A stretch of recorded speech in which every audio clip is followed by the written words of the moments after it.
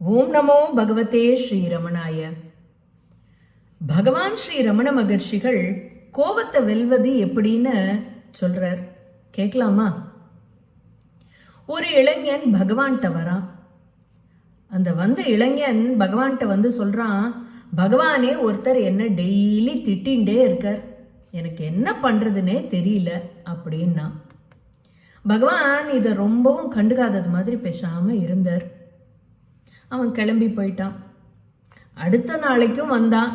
பகவானே, அந்த ஆசாமி என்ன திட்டின்ண்டே இருக்கார், காரணமே இல்லாம, எனக்கு என்ன பண்றதுன்னே தெரியல அப்படின்னா. பகவான் மௌனம் சாதிச்சார்.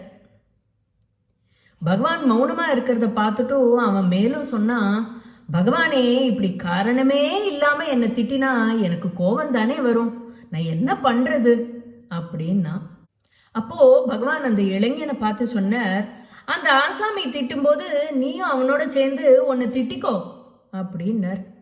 பாவம் அந்த இளைஞனுக்கு ஒண்ணுமே புரியல. பகவானை பார்த்து கேட்டான், என்ன பகவானே, நான் அவனோட சேர்ந்து என்னையே திட்டிக்கிறதா அப்படின்னா.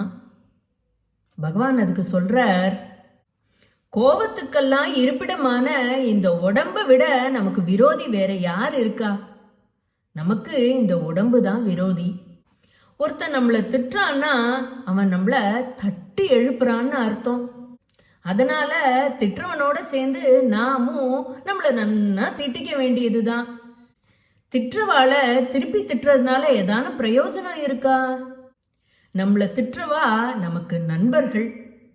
திட்டுறவாளுக்கு நடுவுல இருக்கலாம். அப்படி இல்லாம புகழறவாளுக்கு நடுவுல நாம மாட்டின்டா ஏமாந்துதான் போவோம்.